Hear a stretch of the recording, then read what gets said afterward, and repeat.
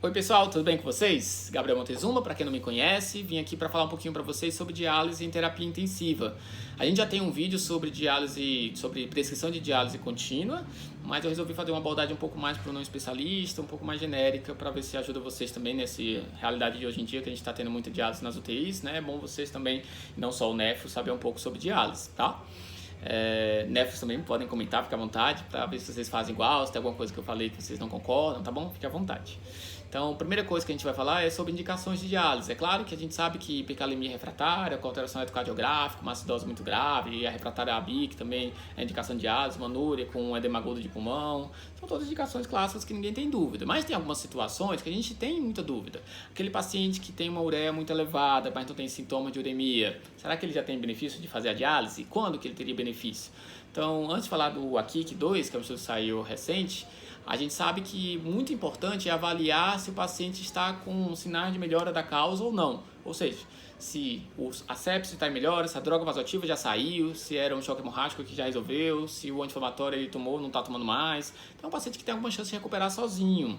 Ou se ele faz o teste de estresse e responde bem com furosemida e tem mais de 200, 300 ml em 2, 3 horas, significa que ele tem um prognóstico não tão ruim assim, que talvez valha a pena eu esperar sem ele ter uma urgência dialítica, né? Um risco de morte iminente. Saiu então, voltando para o AKIC 2, no New England, saiu deve ter umas 2, 3 semanas, um artigo que avaliou uma diálise tardia versus uma muito tardia, como ele chama.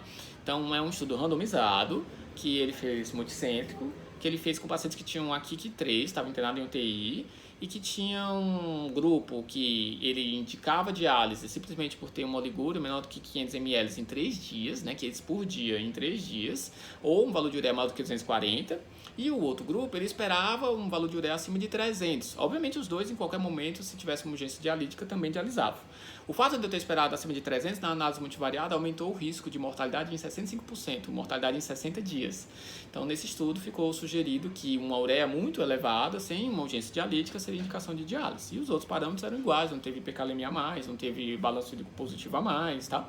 Então é um artigo que gerou uma dúvida em relação ao valor de ureia. Só um detalhe para jogar uma pimentinha em relação a isso, a mediana de creatinina desses pacientes era de 5. Que independente de ser agudo ou não, a taxa de filtração deles com certeza era menor do que 15.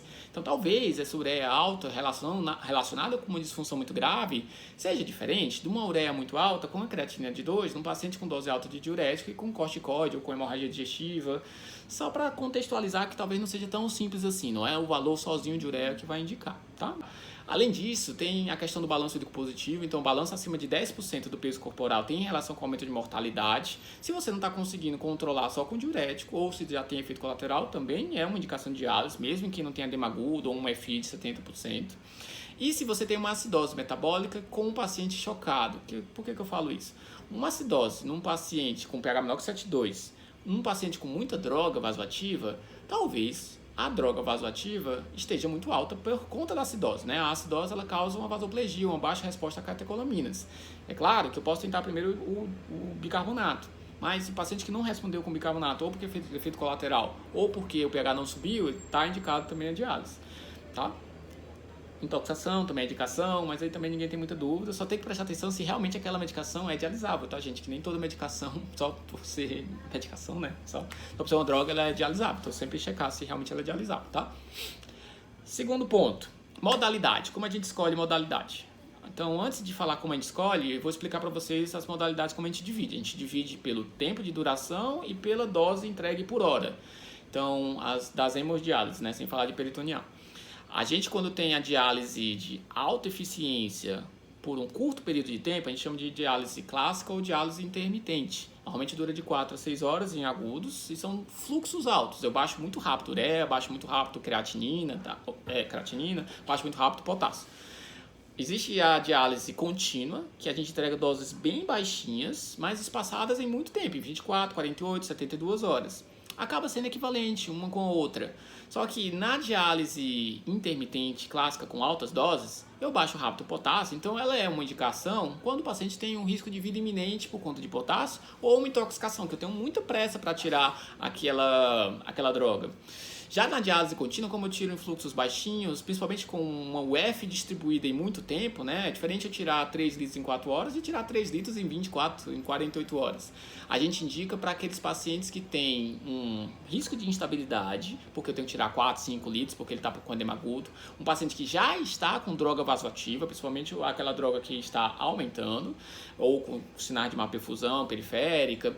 E aquele paciente que tem risco de hipertensão intracraniana. Hipertensão intracraniana tem relação com os baixos fluxos, eles baixam lentamente a osmolaridade do sangue desses pacientes. Então, quando eu faço um diálise intermitente, que a ureia baixa muito rápido, a osmolaridade do sangue cai muito rápido e a água vai para onde tem mais osmose. No caso, as células, no caso, o crânio, que é uma estrutura fixa, né, o volume fixo, você tem risco de causar hipertensão intracraniana. Então, pacientes pós-operatórios de cirurgia cardíaca, com tumor cerebral, AVCH, são pacientes que eu vou tender a fazer uma diálise contínua para evitar de aumentar a pressão intracraniana, tá? Essas são as duas principais indicações para a diálise contínua.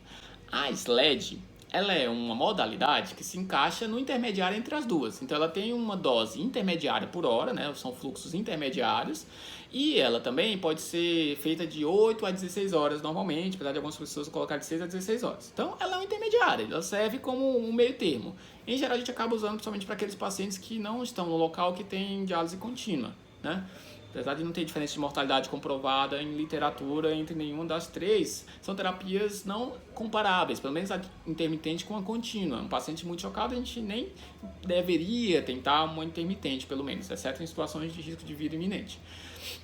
Terceiro ponto que eu queria falar era sobre acesso vascular. Não vou me aprofundar muito, mas é importante vocês saberem que a gente escolhe primeiro a jugular direita.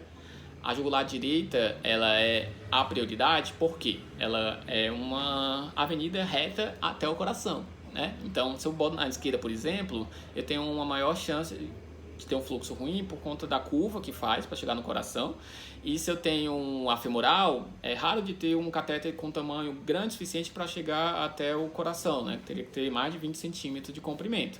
Então, por conta disso, a gente prefere ser para jugular direito. Então, aquele paciente crítico que você está prevendo que ele pode entrar em diálise, sempre preserva a jugular direita para o nefrologista, tá? Subclave a gente evita de passar por conta de risco de estenose do acesso do vaso.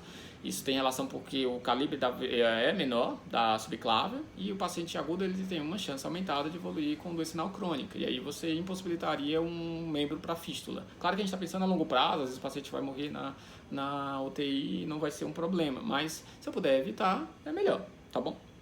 Então sempre é a última opção, subclaves. Quarto ponto que eu queria discutir é ultrafiltração. Qual a taxa de ultrafiltração que eu vou decidir? Então, obviamente, vai depender do motivo da diálise. Um paciente com edema agudo de pulmão, eu vou ser muito mais agressivo. Um paciente com uma diurese preservada, eu não vou precisar fazer ultrafiltração. E só um ponto que eu queria discutir, ou alguns pontos que eu queria discutir, é que tem trabalho do JAMA recente, que foi uma reanálise de um trabalho randomizado, o Renal, que mostrou que uma taxa de ultrafiltração na diálise contínua maior que 1,75 ml por quilo por hora teria aumento de mortalidade. Depois desse trabalho, então muita gente tem sugerido não passar de 150, 200 ml de UF na contínua. Só um ponto que eu estava revendo sobre o estudo é que ele não sabe quanto era o balanço hídrico antes da randomização acumulado. Então, será que esses pacientes que eles quiseram fazer mais UF, ele não tinha, na verdade, mais anasarca, mais edema, um balanço hídrico mais positivo? Eu não acredito, sinceramente, que o problema seja só a taxa de UF em si, até porque não é uma taxa tão alta assim. Obviamente, eu não quero que o paciente sem ter um edema agudo feche 3 litros negativo, 4 litros negativo, 5 litros negativo. Então, vai depender de caso a caso, tá? Mas, na prática, o que a gente recomenda é individualização. Não seguir só essa regra de 1,75. E outro ponto também importante é não começar com uma sua meta de UF já de cara para aquele paciente com risco de instabilidade ou que já está com droga vasoativa. Porque eu sei que a chance dele instabilizar ainda mais é maior na hora que eu coloco ele em circulação extracorpórea. Então, primeiros 15, 20 minutos, deixe ele sem UF, ver como é a tolerância dele e daí você coloca a sua meta, tá? Se ele tiver tolerado bem, não tiver aumentado a droga. O último ponto é em relação a alguns detalhes do banho. Não vou citar muitos detalhes do banho, né, de diálise, mas uma coisa que tem que sempre prestar atenção é, principalmente na intermitente, com o gap de potássio. O potássio, ele é um íon que normalmente no banho ele está bem reduzido, né? Porque os pacientes com lesão renal aguda têm muita hipercalemia. Então a gente deixa normalmente o potássio por volta de 2. Alguns banhos vêm com 1 mEq. E existe um risco grande se tiver uma variação muito grande de potássio rapidamente, né? O potássio estava 8, 9, foi para 2, 3, do paciente de risco ter uma arritmia, induzir uma arritmia por esse shift de potássio muito rápido. Pacientes pós-infarto, até 2 semanas pós-infarto, pacientes com cardiopatia dilatada, uma fração de ejeção muito baixa, pacientes muito chocados, né, que já têm uma tendência de ter arritmias malignas, são pacientes que a gente tende a não querer baixar tão rápido o potássio. Um detalhe que às vezes é importante, que o pessoal fica batendo na tecla assim, nossa, mas o potássio não cai, né? Vocês ficam botando 3 mg por litro de potássio. É que se eu já estou vendo que o potássio não está caindo, já estou dialisando e o potássio não está caindo, eu posso ser mais rígido e baixar mais o potássio, porque eu já sei que não está caindo. Por algum motivo a minha dose de diálise não está sendo eficiente. Aí eu baixo, não tem problema. Outro cuidado é para ver sempre o fósforo, né? O nosso banho de intermitente não tem fósforo, de contínuo eu tenho que colocar o fósforo, então dosar diariamente para pacientes que estão em diálise diária, né, na intermitente ou contínua, seria outro assunto interessante para vocês ficarem de olho. E o sódio? O sódio, eu não falei nas indicações, mas uma das indicações tão clássicas ou indicações off-label de diálise contínua é de disnatremias muito graves. Como o banho da intermitente ele é mais ou menos engessado, entre 130 e 150 em geral, ou 125, 152, se o paciente chega com 105, 110 de sódio, ou se chega com 160, 170 de sódio, tem risco de uma correção muito rápida do sódio, e seria igual a uma hipernatremia corrigida rapidamente, né, com soro ou com furo restrição hídrica, né, digamos assim. Então, seria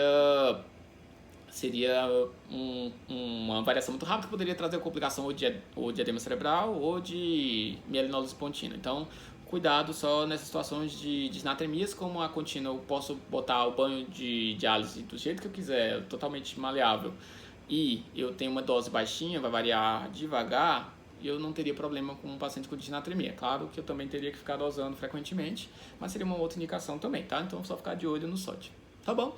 Mais detalhes sobre anticoagulação e algumas complicações eu vou fazer em outro vídeo, senão fica grande demais. Beleza? Até mais, gente. A gente vai se falando pelo Instagram.